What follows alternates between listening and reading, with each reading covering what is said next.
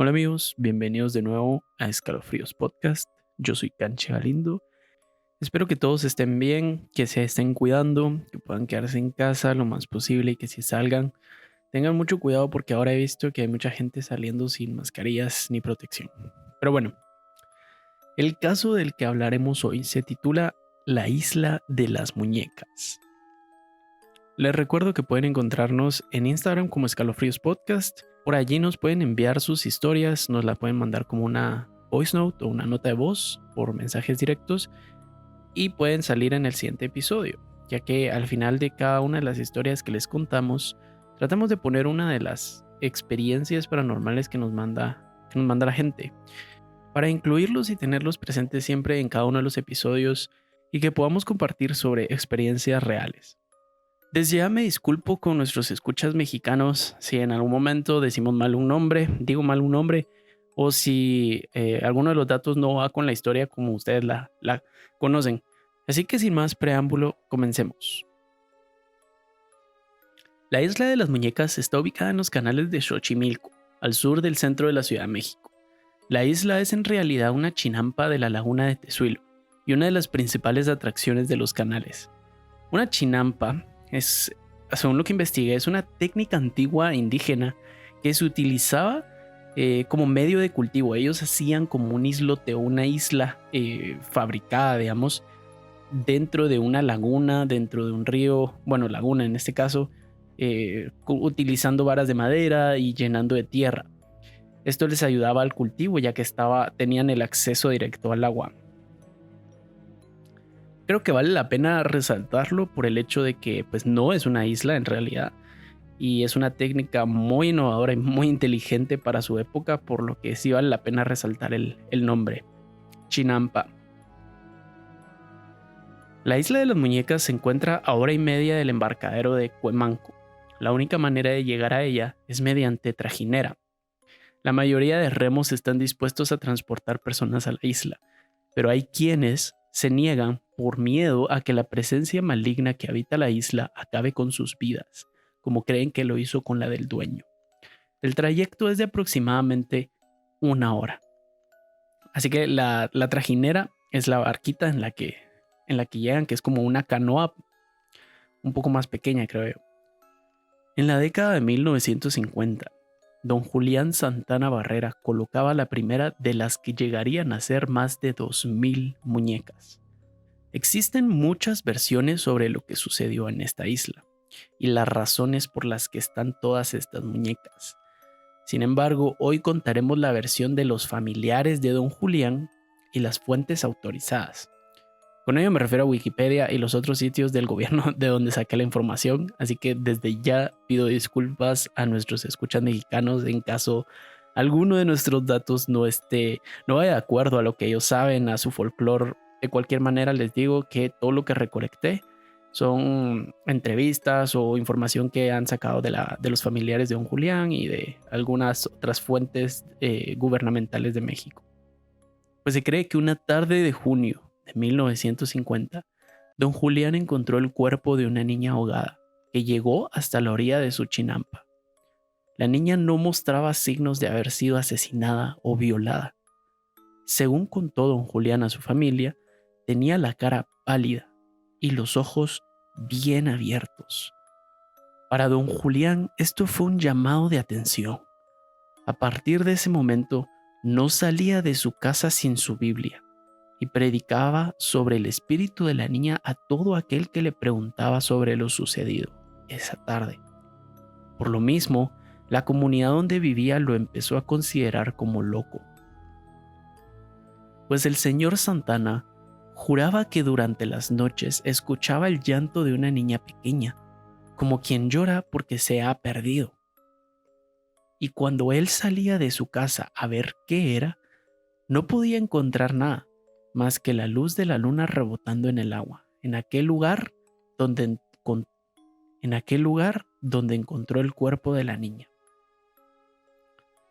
Luego de un par de meses de vivir en esta situación, a don Julián se le ocurrió una idea. Pensó que tal vez, haciendo una especie de ofrenda al espíritu de la niña, este podría quedarse en paz y que lo dejaría de molestar. A la mañana siguiente remó hasta el pueblo y fue a conseguir una muñeca de juguete. La muñeca era muy bonita, con vestido negro y sombrero grande. A don Julián le gustó tanto que le puso de nombre Agustinita.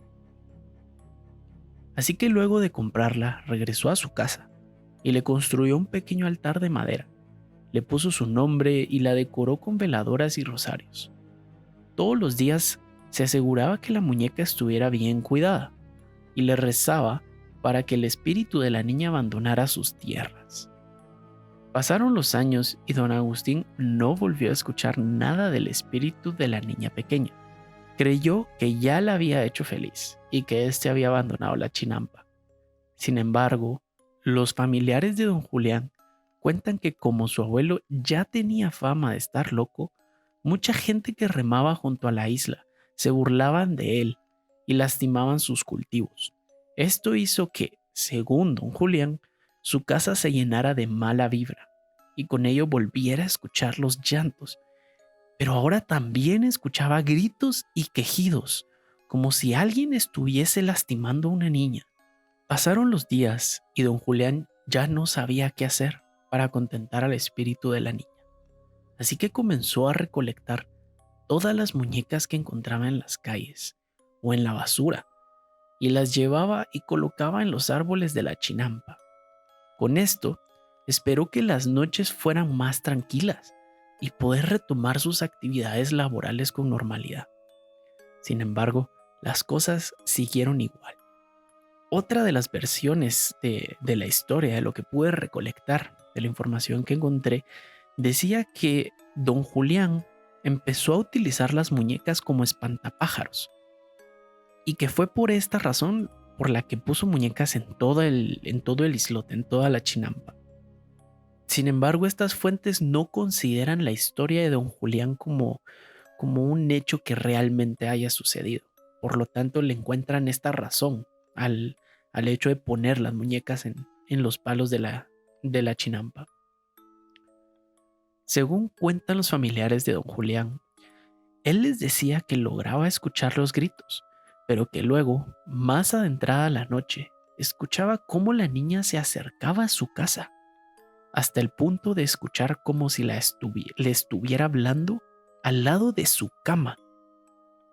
Él tan solo se hacía el dormido, esperando a que la voz de la niña se alejara poco a poco. Esto lo dejó marcado, como es normal, como a cualquiera lo hubiera dejado marcado. Realmente, si escuchas la voz de una niña a la par de tu cama, yo en ese ratito o me muero o me hago el muerto, pero realmente no seré el mismo después de eso. Pero don Julián no se detuvo en su misión de contentar al espíritu, por lo que siguió colocando muñecas por doquier. La historia de la isla de las muñecas es una muy extraña. Si bien don Julián no soportaba las cosas extrañas que sucedían en su chinampa, a diario, poco a poco se fue acostumbrando a ellas. Pasaron 50 años desde que comenzaron las manifestaciones hasta que esta historia tuvo una especie de final. Realmente, de todos los datos que encontré, este es uno de los más impresionantes, que pasó medio siglo para que don Julián pudiera tener un final en esta historia. Y creo que durante todo este tiempo, si todas las noches o cada ciertas noches estás escuchando los quejidos y los gritos de una niña, el llanto de una niña, hasta cierto punto creo yo que te podrías acostumbrar a esto, ¿no? Se vuelve parte de tu historia y ya después de tanto tiempo sin que pase realmente nada más que escuchar estos lamentos, creo que para don Julián se volvió parte de él. Creo que esto tal vez sí ayudó a que esta persona, a que don Julián se volviera loco. Tal vez en algún punto él empezó a hablar con estos espíritus. Realmente la familia no cuenta más allá porque aseguran que don Julián no contaba mucho de lo que sucedía. Se volvió tan normal y tan rutinario que ya no mencionaba mayor cosa del espíritu de la niña. De vez en cuando le contaba a sus sobrinos sobre lo que sucedía. Realmente uno de sus sobrinos es quien más ha comentado sobre la historia. Creo que hasta cierto punto don Julián creó una relación de apego o de propiedad, ya que solo le sucedía a él, no le sucedía a ninguna otra chinampa. En fin, 50 años es un montón de tiempo para haber aguantado vivir ahí. Creo que se dio cuenta que nada le iba a pasar y por eso se quedó ahí. Realmente ya no hizo mayor cosa más que poner las muñecas en su isla. En el año 2001, don Julián se encontraba pescando en la orilla de la isla, presuntamente en el mismo lugar en donde encontraron el cuerpo de la niña, pues su sobrino, Anastasio, cuenta que su tío lo mandó a comprar unas cosas al pueblo. Cuando regresó, encontró a su tío ahogado. Existe más de una versión de lo que pudo haber sucedido aquí. Hay quienes dicen que don Julián había mencionado que a veces podía ver lo que él creía que era una sirena, quien lo llamaba al agua con ella, y que en el momento de su muerte él intentó besarla y la sirena lo ahogó. Sin embargo, la familia del señor Santana menciona que la autopsia oficial del cuerpo demostró que don Julián falleció debido a un paro cardíaco. Es por esto que se cree que en sus últimos momentos, Julián Santana pudo haber visto algo que lo asustara tanto que lo mató e hizo que su cuerpo cayera al agua. Es interesante resaltar aquí, y yo creo que hasta un poco importante, el hecho de que ya no se estuviera hablando tanto del espíritu de la niña, sino de la imagen de una sirena. Yo creo que esto es parte de lo que pudo haber afectado el juicio de don Julián, el empezar a ver ciertas figuras en la noche y haberles dado una connotación bella de una sirena y que lo llamara con él, porque en este momento se desvirtúa un poco la historia. Ya no se trata sobre la tragedia de la niña, sino sobre las visiones de don Julián y lo que él cree que está sucediendo. Una sirena, que una sirena se acerque a la chinampa, yo creo que ya cambia un poco todo, le da un giro a la historia. Realmente creo que, personalmente creo que don Julián estaba dándole cierta imagen a lo que estaba escuchando. Y es normal, cuando no sabemos qué está pasando, tratamos de relacionarlo con lo más conocido que nosotros hayamos, pues valga la redundancia, que conozcamos, ¿verdad? Claro, la opción de la que menos se habla y se menciona es que pudo haber sido realmente un paro cardíaco sin nada más, sin tener nada que ver con algo paranormal. Pero siempre existe siempre existe este morbo de saber por qué realmente murió en el mismo lugar en donde encontró el cuerpo de la niña. Uno de los datos más importantes es que cuando Anastasio encontró el cuerpo de su tío, él relata que tenía los ojos bien abiertos, como si hubiera visto algo realmente y se hubiera asustado antes de caer al agua. Exactamente la misma manera en la que encontró el cuerpo de la niña don Julián 50 años atrás. Hoy en día puedes visitar la isla, aunque ya existen varias chinampas alrededor en las que sus dueños también colgaron varias muñecas para confundir a los turistas. Claro, esto es muy de latino, eh, sacarle business a todo, ¿verdad? Entonces ya hay muchos islotes que tienen alrededor, que están llenos de muñecas con tal de decirle a los turistas, sí, esta es la isla de las muñecas. Pueden encontrar varios videos y fotos de ellas en YouTube. Y nosotros vamos a estar, bueno, yo voy a estar subiendo en Instagram las fotos de la isla, de alguna de las muñecas. También vamos a subir una foto de Agustinita. Al final, Agustinita es la única muñeca que se ha podido conservar mejor que todas realmente, porque está dentro de la casa, está en su propio altar. Yo investigué un poco, quise saber cuál era el afán de don Julián con Agustinita, si esta muñeca tenía alguna razón por la cual era especial para él, pero realmente no dice mayor cosa. Creo que don Julián nos falló en contar todo lo que sucedía, incluso llevar un diario donde escribiera todo lo que sucedía. Claro, en ese momento pues tal vez no pensaba en eso, eh, Sin embargo, hoy en día hay mucha gente que se acerca a la isla, que le llega a rezar a la muñeca. Agustinita le pide deseos. Claro, cultura latina 100%, ¿verdad? Se apropia de de todos estos hechos y les da una connotación religiosa. Recuerden que nos pueden encontrar en Instagram. El episodio no se acaba. Antes de que quieran salirse, vamos a dejar unas historias que nos han mandado por Voice Note, como les he comentado. Es unas historias muy interesantes. Espero que vayan tranquilos en el carro o no sé dónde estén escuchando, porque son unas historias que sí se me pusieron los pelos de punta. Me dieron escalofríos escuchándolas. Así que de nuevo, las mandaron como anónimos. Espero les gusten. Y si ustedes también conocen a alguien o quieren dejarnos su historia, por favor, háganlo, porque nos parece muy interesante escuchar cómo a tanta gente nos ha pasado estas cosas que realmente no podemos encontrar explicación aún. Así que sin más preámbulo, los dejo con estas historias. Yo me despido, nos vemos a la próxima. Recuerden que también nos pueden encontrar a Wolf y a mí en Instagram como @wolfgoodlooking, @canchegalindo. En caso nos quieran mandar las historias a nosotros o bueno, qué sé yo.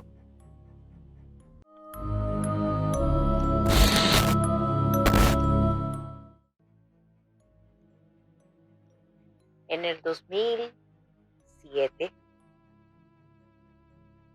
había una residente de maternidad de un hospital conocido que decidió operarse una rodilla. Salió bien de su cirugía, mas sin embargo, días después, como no podía controlar el dolor de usar tantas medicinas, quedó en coma y fue llevada al intensivo de ese hospital. Colegas, compañeros de otras especialidades, decidimos rezar por ella, porque era una gran persona. En mi persona tenía unas mis candelas que venían de Esquipulas y decidí prender una de ellas para rezar la oración que estaba dentro de ella. Todas las noches cuando regresaba a casa, prendía la candela y rezaba la oración y dejaba toda la noche prendida la candela. Al día siguiente siempre salía a las 5:30 de la mañana y quedaba solo mi hija por despertar para ir al colegio y la llevaba a mi mamá. Pero cuando entraban a casa, encontraban todo tirado, medicinas, platos, ollas, y no había una explicación de lo que había sucedido. A veces cuando yo me encontraba de turno, se oían ruidos, como que era la televisión y el radio a todo volumen. Y cuando preguntaban por mi persona, pues yo estaba de turno, no había nadie en la casa.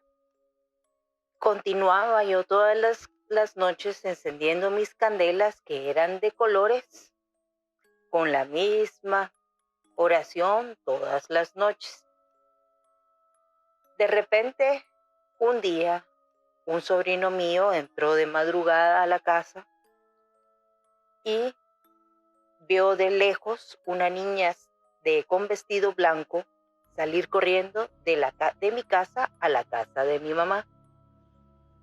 Y muy preocupado porque era hora de la madrugada, me llamó por teléfono y me dijo: mira, ¿por qué tu hija está afuera a esta hora de la noche? Yo, pensando que tal vez venía con unos traguitos de más, no le hice caso y seguí durmiendo. Al día siguiente le dije: mira, ¿qué te pasa? ¿Por qué me llamas para una cosa así? Entonces, cuando me explicó, yo le dije que mi hija definitivamente no estaba aquí, estaba en la casa de su papá. Él se puso transparente y no creyendo lo que había visto, porque él había visto perfectamente la imagen de una niña al tamaño y la edad que tenía mi hija en ese tiempo, corriendo a esa hora de la madrugada. Continuaron las cosas raras en casa, se quedaban, las llaves desaparecían cuando las dejaban en la puerta, se cerraban, se oían ruidos. Pero no el ser creyente de las cosas malas, uno decían, ay, ustedes están imaginando cosas. Hasta que un día, de tanta la molestia que ocurría aquí en la casa, llegó a la Semana Santa y se fueron todos a una finca. Pero como yo hacía turnos, me quedé y una noche, como a las 12 de la noche, me senté en la sala y le dije, bueno, ¿qué es lo que te pasa? ¿Por qué estás molestando en mi casa? ¿Hay un espíritu aquí? Y se quedó un rato silencio y de repente, ¡blum!, se oyó el gran ruido, se abrió el portón, sin aire y sin nada, y solo se sentía un frío que decía. Entonces tuve que salir con mucho miedo, pensando que había entrado alguien, a cerrar las puertas, y lo único que me quedó era rezar, ¿verdad? Porque estaba sola en todas las casas. Como la situación era demasiado tensa, ya daba un poco de miedo yo irme de turno y dejar a mi hija sola. Tratábamos de buscar la explicación y yo continuaba prendiendo las candelas porque mi amiga seguía en el intensivo muriendo, ¿verdad? Poco a poco. Un día definitivamente dejó de existir y fue un dolor muy grande para todos. Y me acuerdo perfectamente que todavía esos días seguía yo con mis candelas. Al día siguiente me fui a trabajar y mi hija, cuando tenía que salir al colegio, se le había olvidado ciertas cosas en casa y entonces le dijo a su abuelita que tenía que regresar a la casa por esas cosas que había olvidado. Y cuando pasaron los minutos y mi hija no salía de casa, salió la abuelita a buscarla y la encontró fría, pálida, temblorosa en la entrada y solo le decía, ahí está sentado. Y la abuelita decía, ¿qué va? Ahí está sentado. Y lo único que hizo fue agarrarla, abrazarla y llevársela para consolarla y tratar de que saliera del shock de lo que había visto. Y lo que da a entender era que había una persona sentada en el comedor de nuestra casa.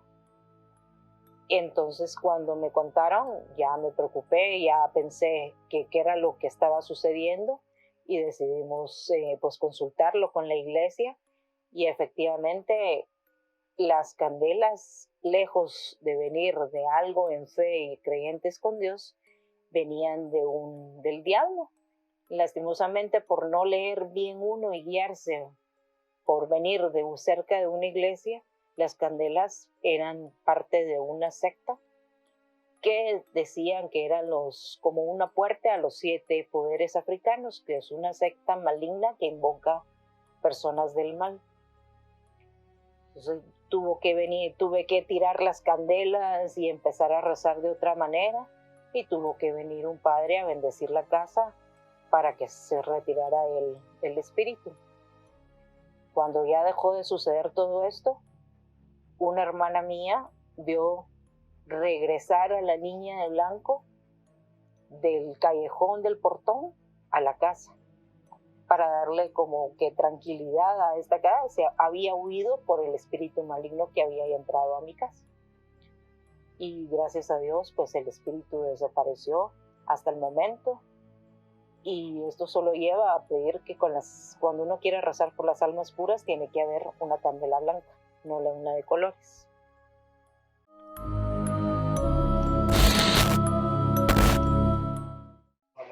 En un mes de noviembre en Retauleu, en un área muy lejana de la ciudad, donde solo estaba, era una parcela, solo había una casa de finca. La dueña de la finca empezó con trabajo de parto y el esposo se la llevó y nos quedamos en la casa solo mi mamá, la empleada, las 3 niñas de mi prima, que era la dueña de la casa, y yo, que en ese entonces tenía 12 años. Y pues cenamos y entró la noche y ahí solo habían los perritos que eran cazadores y cerramos todo y nos quedamos encerradas en la casa con un calor terrible. Y como a eso de las 10 de la noche empezamos a oír unos gritos aterradores, horribles, que yo jamás en mi vida había oído y nunca más he vuelto a oír. Al principio se oían bien cercanos, como atrás de la casa donde quedaba un pozo que era el que surtía de agua a la vivienda. Y entonces empezaron a verse la niña más grande de mi prima con la empleada y se miraban maliciosamente y empezaron a susurrar algo. Y entonces la nena de mi prima, que en ese entonces tendría unos 6, 7 años, fue a sacar una Biblia, ¿verdad? Y entonces la puso sobre la mesa. Y entonces se volvió a oír otro grito desgarrador ahí mismo.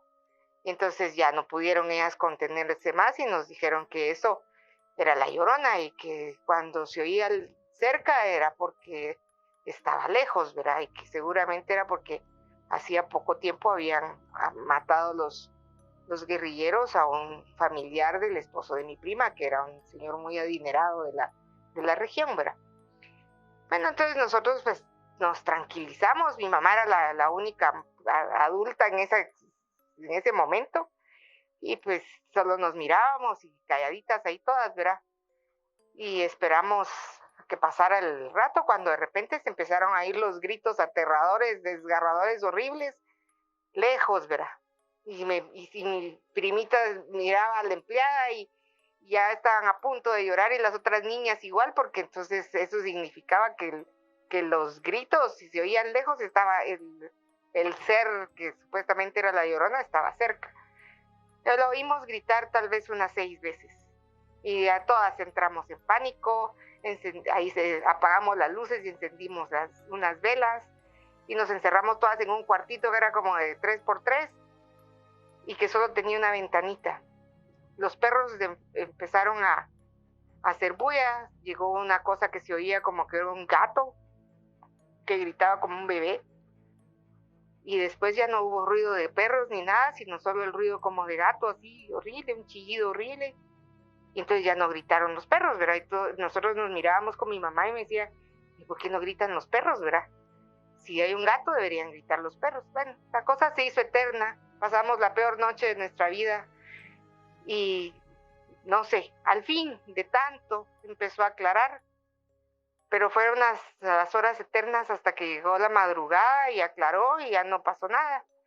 Ya como a las 6:30 de la mañana llegó el esposo de mi prima y nos contó que había nacido ya el bebé, que nos fuéramos todas para Reu, al sanatorio, a ver al bebecito, pero nosotros hubiéramos querido salir con todo y valijas, porque fue la peor experiencia de nuestra vida. Bueno, llegamos al final del episodio de hoy. Muchas gracias a todos los que lo terminaron de escuchar. Sin ustedes no seríamos nada. Recuerden que pueden vernos por YouTube también, ya que ahí subimos el video del podcast y nos pueden encontrar en Instagram como Escalofríos Podcast. Ahí subimos las fotos de cada uno de los casos y las evidencias. También pueden encontrar el Instagram de Wolf y el mío. Sin nada más que agregar, los espero a la próxima. Chao.